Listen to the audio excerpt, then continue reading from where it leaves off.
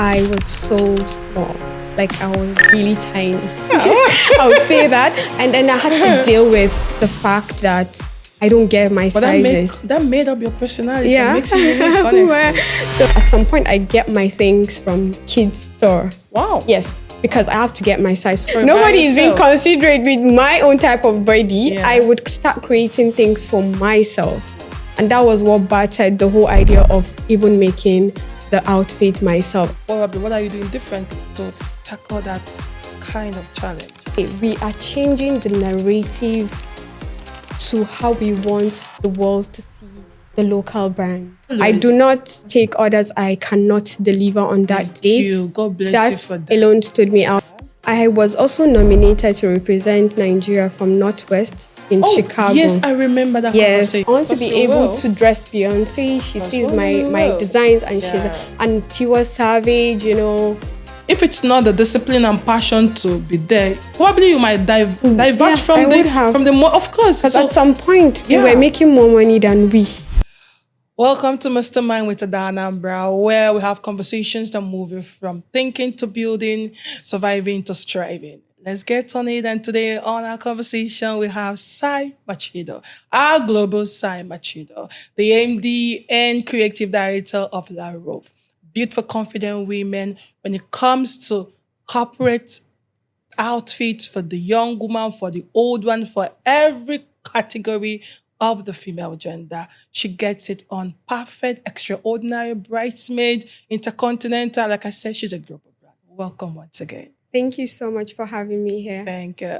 So let me get on it. When you wanted to put on La Robe, you said it's for confident women. What category of woman were you, or women were you looking at when you pulled this up? So first of all, for me, I have always loved to dress up. And at some point, I felt like I wanted to go into the modest community in terms of the fact that I am from the northern Nigeria. And I wanted something for generally, not just northern Nigerian women, but for the woman who wants to be confident in a very calm way, but expressive with her style. So I thought of women that want to cover themselves without exposing their bodies, but looking really nice and confident. Beautiful. Thank you for that. Because in our society today, we have few of you. Right. In that trajectory. Because everybody wants to open the breast. A lot of people want the cleavage to show. A lot of people want the lapses to show. You know, a lot of people want them. In fact, the entire body to be out there. But for you to think on modesty, that must be a very hard task. So how are you navigating the fashion industry when you know that you are on, let me call it a 10% kind of brand that factors on, let me cover the woman. Let me show the world how we ought to dress. How are you navigating? So apparently there's something I believe as an individual. Yeah. You tell people how, as a designer, you tell people how you want them to dress in your own clothing. When I started my business as a northern woman, when I was in university, I wanted to really look nice, you know. Okay. And I noticed that a lot of people wanted to open up their body and all of that.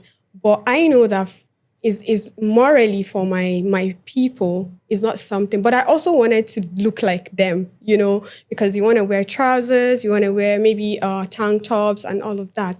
But at some point in my life, I realized that I needed to find my own style within that thing I really wanted, right? So now this is what battered the whole modesty for me. So I came up, I did a bit of research, and I noticed certain people from the maybe foreign countries and how they style their hijab, how they would still wear English wears and still make modesty in it. And there's this thing we call layering, you know, and then from there I build up my style from there. And that's what battered Larobe. And I felt like, why not push these things to people and make people see that you can still design outfit without making it so revealing and all of that. So that was the moment, and also more like the gap that you saw and you came into. Yes. So how has the journey been? Currently, people are actually adapting to the modesty. It's like at some point, it was not a thing, but now you can tell that modest brands are the brands that are actually selling. more than the other brands are. Exactly. Yes. Exactly. So now we understand the gap and the moment to feel like let Larobe come in and fill this gap. And this journey, what will you say of now? Adibin, you did not start. Like you are building this, like on the way, did you ever like doubt yourself coming up? How are you going to survive? And what is it like today? Fact is, when you start something from the beginning, you actually you are very clueless most times. You're clueless. You just probably have a passion for something that you want to do. The passion. Yes, the I like passion. The word, the passion. So you would want to just do something out of the love for that thing. But at some point, which is where you begin to find the challenges you face. Because obviously, as a young person, because I became a designer, I think at the age of probably 24. Interesting. That was immediately after uni or so, at NYSC, yeah. And it was quite challenging because finances, I could sketch, I could do everything, but you have to pay money for classes, fashion schools, and all of that. But with the kind of person I am, I couldn't wait for anybody to do that for me, to support me. I kept trying. I took myself to go and learn it. To go and learn it. Wow. And I was able to pick the basic knowledge I needed. And honestly, it wasn't easy. So today I'm telling you it's not easy, but when you are doing something, first off is your passion. Second is if you're just about maybe making money and all of that. Honestly, you wouldn't be able to get to where you are. Because back then, when I started business, I knew I wanted this thing for the longest time. So the challenges kept coming because the tailors, before I had my own showroom, store and all of that, I had to go and meet these people. So it was a lot of challenge, and probably they ruined the clothes. You're all up every day. You're out late. You don't have a car. Yeah. You're doing a whole lot of things by yourself. So those challenges, regardless of those challenges, it did not stop me from because you're passionate about it. It didn't stop me. Yeah. So those were part of the challenges I faced. What would you say of now? So now, there's been a lot of change and growth. First, exposure. Secondly, there's a lot of opportunities now, not like before. Okay.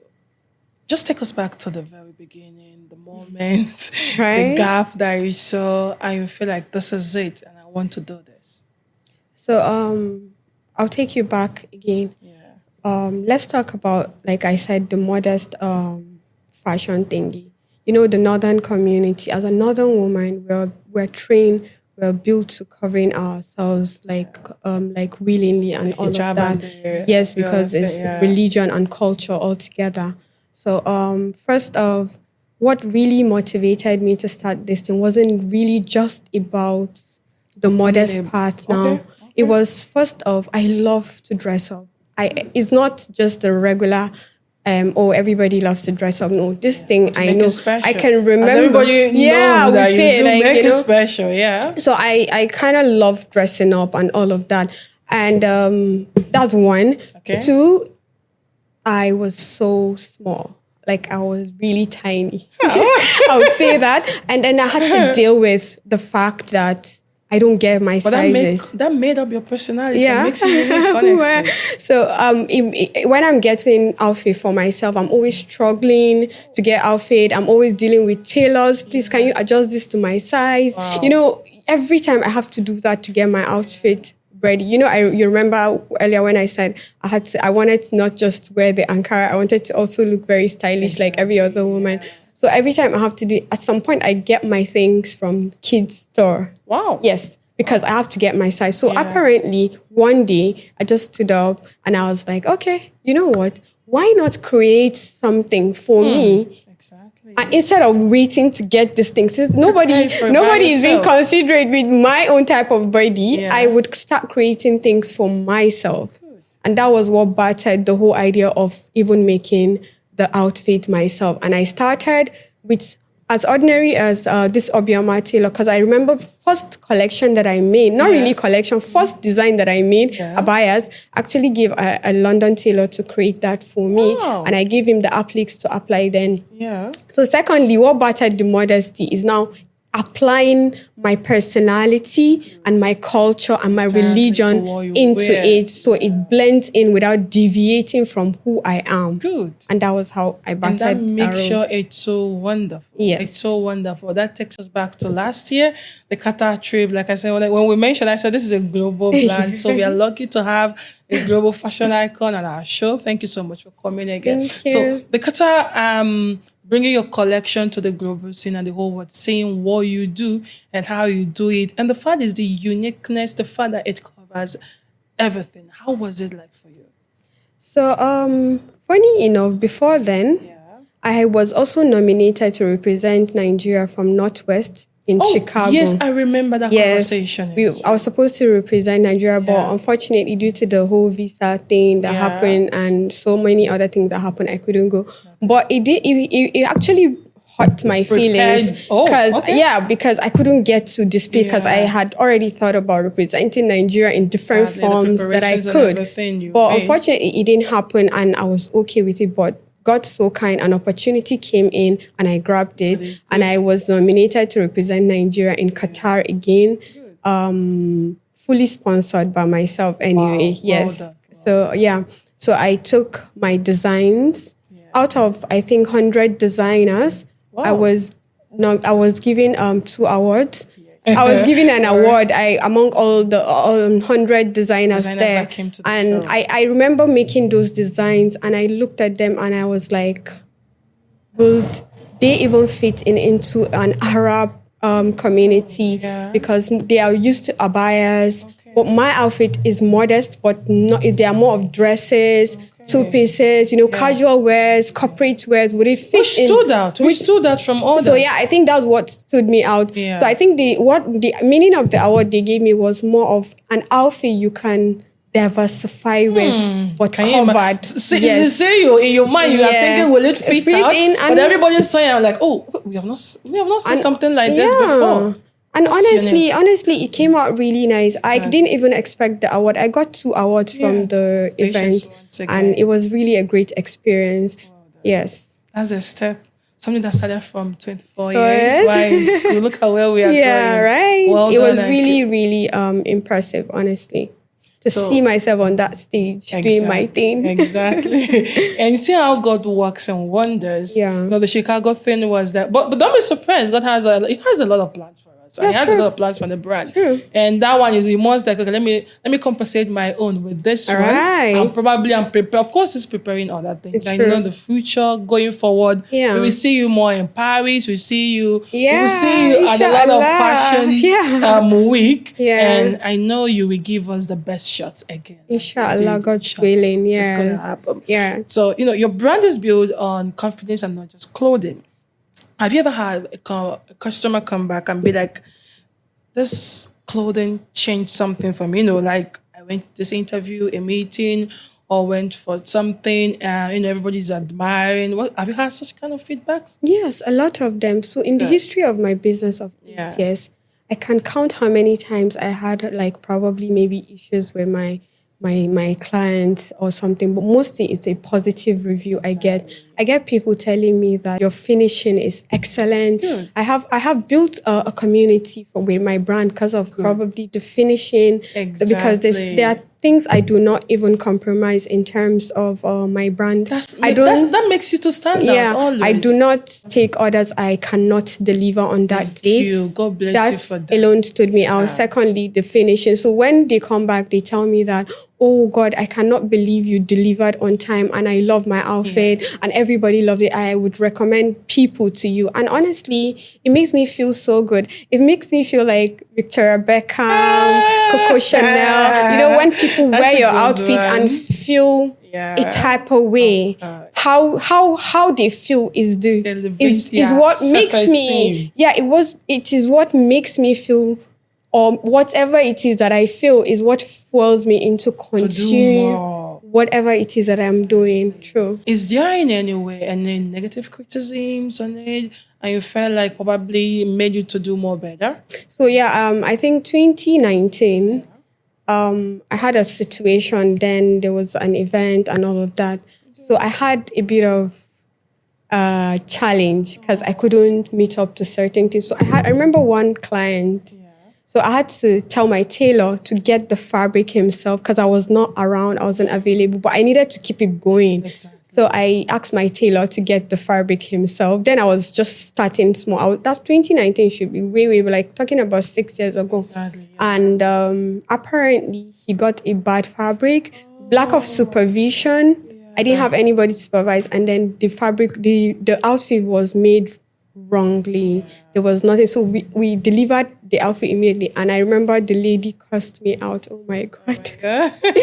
I was so confused. That was the first time ever when I started business, somebody actually called me out, not on social media, but texted me, oh, I need a refund. And from that day, I learned my lesson from it, that if I am not available, I look for somebody that can equally represent me or do it myself.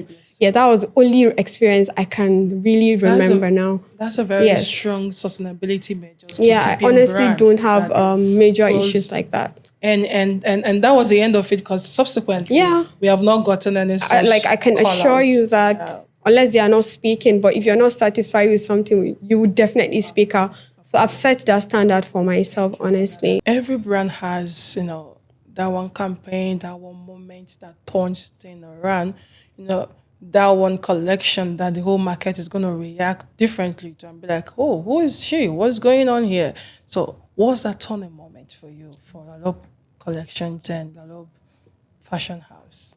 So I am going to take you back to, because that's what connects, that's what brought me here. Good. So first, when I made my first collection, The Phenomenal Woman, I remember I was scared. I was freaking out. I made 10 designs. I didn't have a direction. I just wanted outfits to be put out there. But I made certain designs that I don't know what I was doing. Just creativity. I just created something. Yeah. And then I remember I did my first shoot. That's 17 or 18, I'm not sure. Wow. And I did the first collection. So I remember when I wanted to post it, that was my first post ever, even, because then I was not social media. I didn't have an account for it, so I created the Instagram account immediately because of that collection. And then I remember my friend Saa, she was at Asokoro, and I'm in Guarimpa, and I sent her the pictures. I was like, Gimbia, please help me post this. I was literally sweating. Oh my God. I was panicking because I was scared. Would people accept the reactions? Would they love it? Would they, and people didn't really do fashion designing as at then. It was just a few of them that started. So I remember after she posted it, I was freaking out. And then guess what? As time goes on slowly, there's one of the dresses, among the 10 dresses, I think I sold out of 10, I made sales more with maybe 4. And among the 4, there's one I sold over 200 and something pieces. Because you put it that out is there. The rose dress. I have a picture of it. Beautiful. I could show you. Beautiful. I made it. Everybody wanted that in every color. It was now we showed our audience that particular road. And I was can tell who wants it again recreated. Brand started recreating, copying the design. And I was supposed to be sad, but I was actually happy because I made something and people loved it. I sold a lot that... Hope they acknowledge where it came from. No, people won't do that. If it's now, you want to sue. But people really accepted the first collection, and it gave me a lot of confidence that I had to personally tell people, no, I'm no longer producing that outfit again because it was not too much. Oh my God. Then after that, and that already gave me the confidence that, okay, means this is for you. Well. Exactly. Just keep going. And then there was another time I made a dress, the Camila dress. That's 2019. Interesting. And when I made the Camila dress, the same thing happened. I didn't care about it. I was going out and then decided to just wear it like, casually. And then it blew out of proportion on Twitter. Wow. Then everybody wanted that dress. The same like the rose dress, Yeah. everybody paid. I paid attention to the way I styled it because it had a net and what I put in something inside. People could zoom in and tell me, please, I want This that is the thing particular one. you wore inside. Yeah. And I sold a lot of it. Guess Wow. what? Another brand, which I will not mention, copied my design and sold it with a higher price, changed the bottom. Wow. And I remember it really broke my heart because it felt like my own was the cheaper version and theirs were, but it was a copied design. So, but that alone also gave me the turning point that you keep going and you're going For you get to create something that was for copied. people, means you're doing something Exactly, right, that's the truth. and it was just quite encouraging. And honestly, those moments at the moment I can remember that made me understood that this thing is for you. Thank you. I like that word. This is meant for you. Yeah. Just have to keep it going. Yes, no Well matter done. what. That's a good one. People still understand that when it comes to creativity, give it out to Nigerian fashion designers, especially the AMCV of this 2026. A lot of stuff. If it's people even created with bread, a lot of creativity, a lot of coordinated creativity. I'm telling you, poured into that AMCV. But when it comes to made in Nigeria, we are leading, though there's this still set of people that just feel like you just have to keep putting on the luxurious. So how has Larobe fought, and how have you engaged in the conversation, or probably what are you doing differently to tackle that kind of challenge? So another thing I would say is, fact is the whole world is now putting back their eyes in the African fashion. Thank you. So we had a conversation recently with a couple of designers, and we realized that, and of course podcasts and other information that I try to learn from, I have understood that people no longer want to even wear the luxurious brands. Thank you. You know why? Because they are sometimes unnecessarily expensive. And secondly, people are tired. Now, people want to relate. I want to relate with what you're wearing. So even the elite would want to wear the normal thing every other person in. And guess what? Even the international brands are now leaning back to doing things normal, to relate with the ordinary man, right? Then moving back to the fact that in my own brand, what I see is I don't know, is high-end fashion, high-end luxury, but not too luxury with the pricing and all of that. So what I do is I infuse the modern and the traditional way of making an outfit. A bit of not here and there, and a bit of the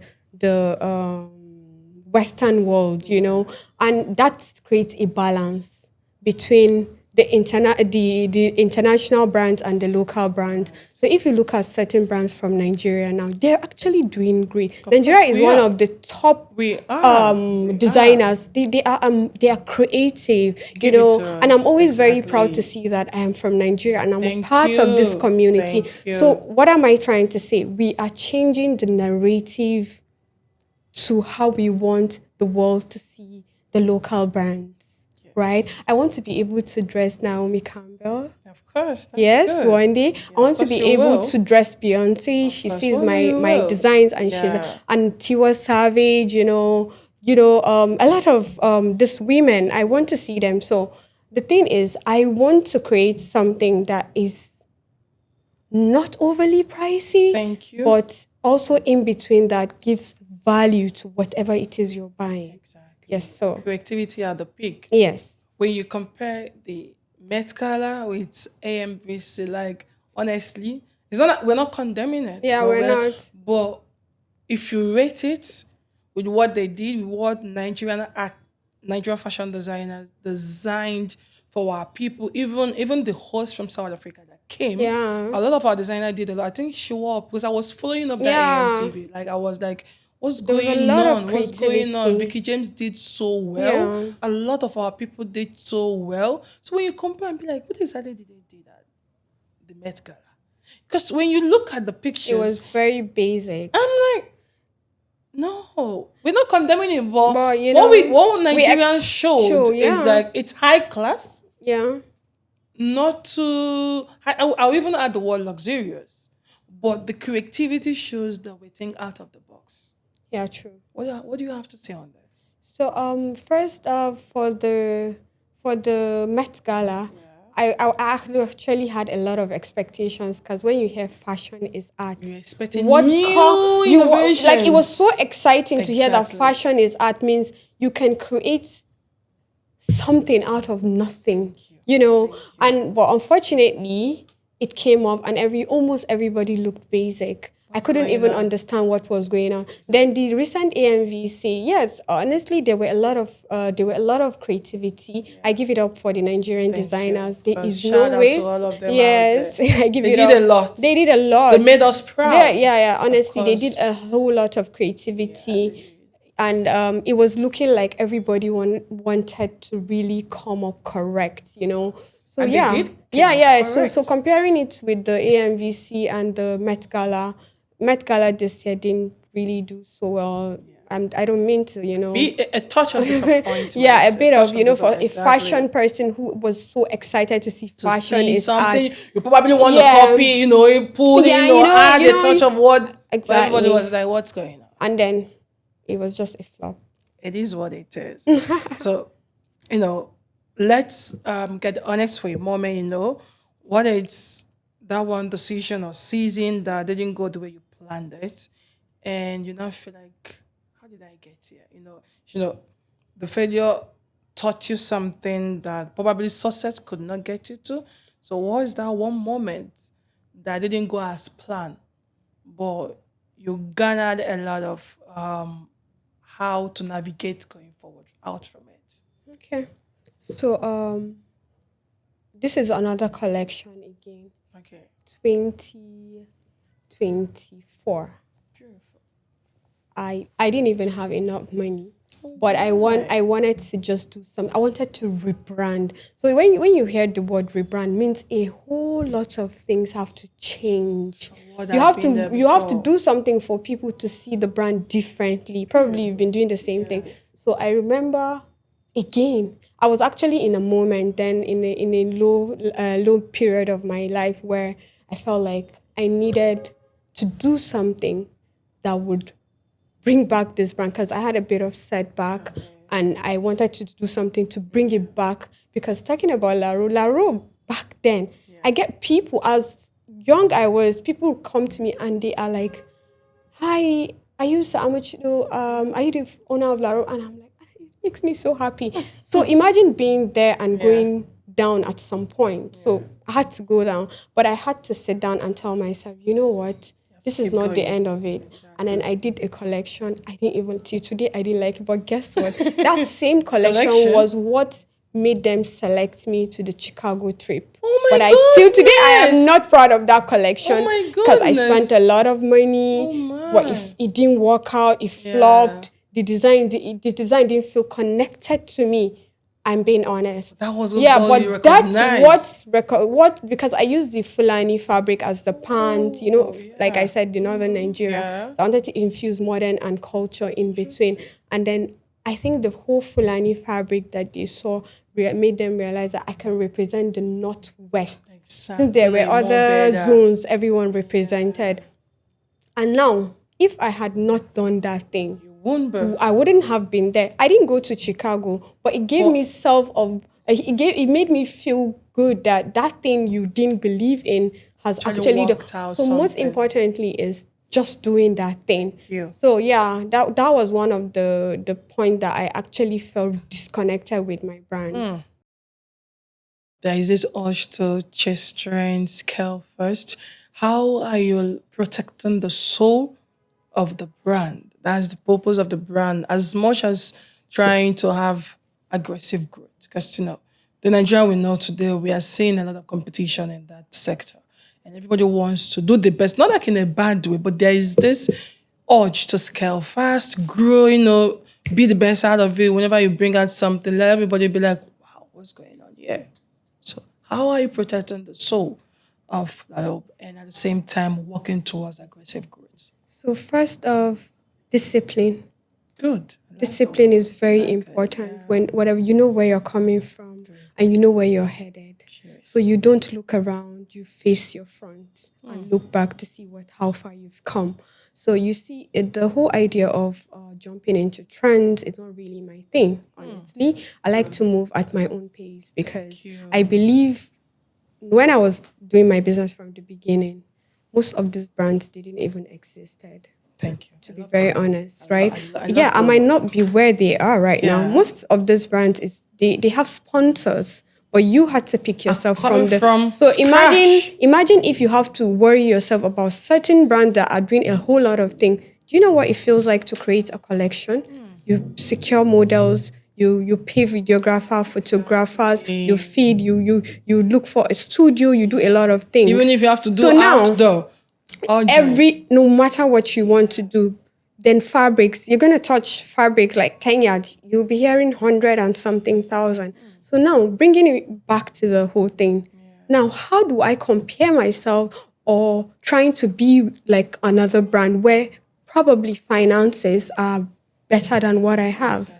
Because they could do a lot of collections back to back, and I'll feel pressure to do what I want to do. Compete. No, what I do is I go back to my drawing book, do what works for me, and not bother myself about every other thing that is. My focus is one, to make everyone look beautiful and continue to move to my own direction without deviating. You know where you're heading to. So because you're gonna lose yourself at some point if you keep doing the things that other people are doing because you want to keep up with a trend or whatnot. So back then, I remember telling my sister that I know brands. I looked around. I said, I know this brand will not be up to 5 years. It's not because I know better, because there's a way they were moving that you can tell that they were not. Yeah, it was just clear that they just wanted something, and that when they get that, like I said, passion is very key. So if you are following what everyone wants to do, I don't think you will go far. Trends fades away, but originality, authenticity sticks. So that's what my 5-10 years from now, where would Larobe be, and you specifically you and Larobe, because you and Larobe are two different personalities. Exactly. So in the next 5 to 10 years, I see Larobe. Oh, now bringing me back to this thing, I want to actually rebrand. Good. Yes. For some reason. It might come as a shocker to a lot of people because people know how much I am passionate about my brand. But yes, I'm still going to do the things that I am doing. It doesn't change, but I'm rebranding to something. You guys should watch out for it. Watch out for Larobe. So we're rebranding. Still with the modesty, right? The modesty is never still changed. there. That's who I am, you know? That's so good. The thing is, from now 5 to 10 years, I see Larobe working Paris Fashion Modest Week. I'll be there. I love that Fashion college. Modest Week.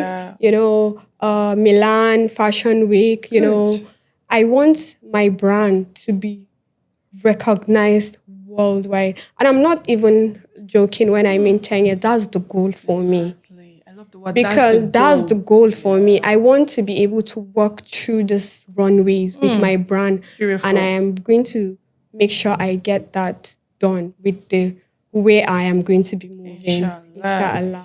I describe as a global winning brand. You know, these are big words, right? And okay, let me put it like this: what does winning looks to you? And the winning, is it like in the orders, in the bookings, in the reach, in the recognition? You know. And with the winning, how do you still stay rooted in who you are? Why, chasing the global stage at the same time? So I think for me, winning is seeing a woman who wears my outfit and she feels beautiful, confident, because that's what my brand represents. For me, every other thing is behind that. When, let's put it like this, when the dress lifts your fashion house, probably, lands on a woman in London, Dubai, probably Nigeria, Abuja, what's the standards that follows every single piece out of the door?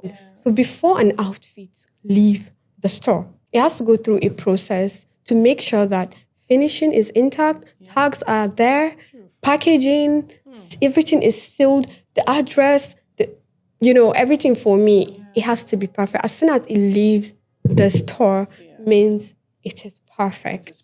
So for the first time in the 8 years of my business, let me tell you what I did. I sat down. I didn't plan it. I didn't overthink it. I didn't even do anything. I just didn't discuss it with anybody. And I didn't even know I was going to come up with these designs, to be very honest. But there was just a feeling that I needed something that connects to me personally.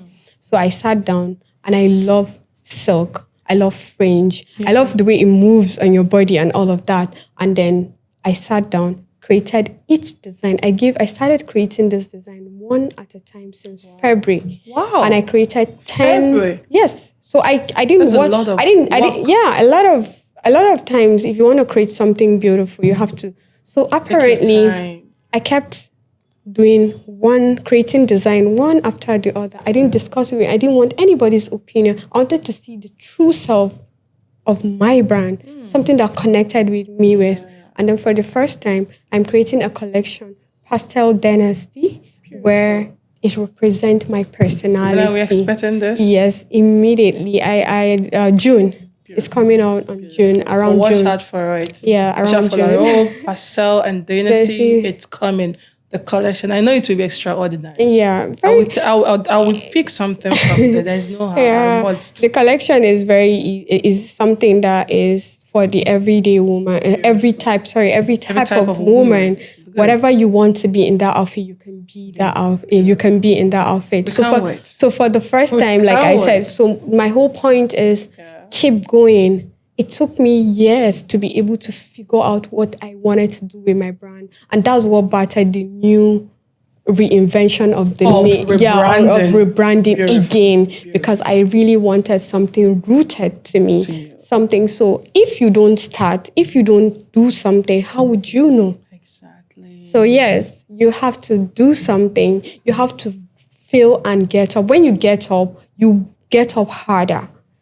So that's my advice. When you do something, even if you fail, you wake when up. you get up from not getting it right, you will say you will get up harder, stronger, and better. Because failing is okay. Exactly. Nobody has it together. Failing it's okay. Very Nobody important. has it together. Everyone who you have seen succeeded in life had moments that he or she had to go through that phase of failing. But what made them what they are today is the fact that they did not stop. They kept going.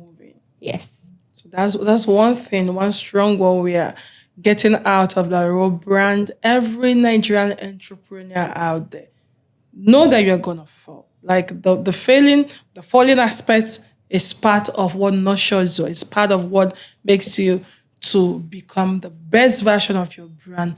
But one thing you must promise us is don't stay there. Don't fall there. Like our guest said, when you fail, get up harder. Much more harder. Clear the doubts and throw it out to the world that it can be much better with me. And that's what makes us Nigerians are hustlers. Yeah, right. But I love the generation of Nigerians hustlers we are having now. Especially people doing it the right way. Because, there's some sect of people that just feel like young ones, specifically, that still feel like we just need that sharp. Nothing sharp lasts. At all. Nothing. Anybody that have lasted will tell you it's always the hard way. How would you know how would you even value something when you don't work hard for it? God bless you for that word. God bless you. My business is my baby. Thank you. I call it my baby because I have battered that thing from the very scratch. Beautiful. So that's so important. I value my business. Exactly. Yeah. So, that leads us to say, when people talk about 10, 20 years from now, what is that one sentence that you still want to be recognized with, And beyond Nigeria, African stage, the globe, that one sentence in in 10, 20 years? We know where you want to be, but we just want to know that one sentence when they call Larobe, everybody will be like, yes, we know The about this confident brand. woman. Good. The word the confident woman is Exactly. what I want everyone. When you hear Larobe, Yeah. the first thing that comes to your mind is a confident woman Confident woman. that can be in any type of room without feeling little. She owns the room and stand out differently, Thank you so both locally and internationally. Exactly. Thank you so much. Standing out differently. Confidence, passion, discipline. These are the words this episode is echoing out to us. Because these are the words that have stood you out, these are the words that have stood your brand out, your personality, what people feel, even the feedbacks. These are the words that stood the feedbacks out, because the finishing, it's so beautiful that you want to go back again. You want to say, please get me this done. And at the end of the day, that makes you the powerhouse to train more, groom more, make fashion designers within you, growing to you, be mentored through you to understand that modesty pays. I think that's one of the key words this episode is going to arrive at. Modesty paid. So there is this other set of people that feel like the breast must be out there, the cleavages must be out there, you must show the skin and the rest of it, in as much as they want to.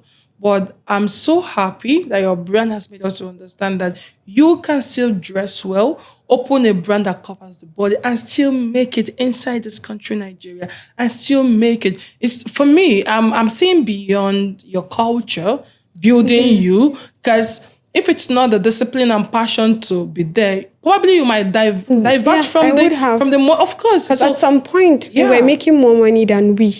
Beautiful. Yes. Beautiful. Exactly. So it's that passion and the discipline. That's what I've kept you there. So that's one thing every entrepreneur out there is learning. Passion, discipline. You must be passionate about that thing you are building. If you feel like you don't love this, please go and think again. If you don't know what, ask God for a direction to get the one that you're passionate about so that you can succeed. And this is where we round it up. Thank you so much for staying tuned with us. A lot of episode is coming out, so watch out on this space because we are here to make Nigerian businesses out there, support them, be seen, give them visibility. And at the end of the day, help the upcoming ones, the upcoming entrepreneurs understand the basics of how to navigate within the Nigerian space when it comes to business. Now, how do we find Larobe? The Instagram handle, probably the Twitter handle, probably a phone number that will be on the screen. Of course, going to be on the screen. So there are beautiful women that understand modesty and want to dress cover, can patronize this brand. Go to the Instagram. The Instagram page has a lot you can choose from, and definitely a collection is coming. And you can even figure out, okay, what you want, and they will help you recreate it in a more innovative way with a touch of modesty to make you confident or bring out confidence in whether office meeting, however you want to pull it out there. So up to you. How do we find Larobe on the social media spaces? My handles are Larobe official. Yeah. And my personal... At Larobe, the spelling? Yes, at Larobe official. Yeah. Yes. And then my personal page is Saa Maccido. At Saa Maccido on Instagram too. Okay. Yes. So that's the phone numbers for them to go to reach. Okay. My phone number is 080-3666-8853. Don't forget to like, share, and comment on the Mastermind episodes. Thank you. And I know a lot of women are going to reach out to have a test of what modesty with a touch of creativity and innovations looks like. So, like, share, comment, repost. Make sure that you're supporting the Mastermind with Ada Anambra. And together, we support Made in Nigeria businesses. Thank you so much for watching.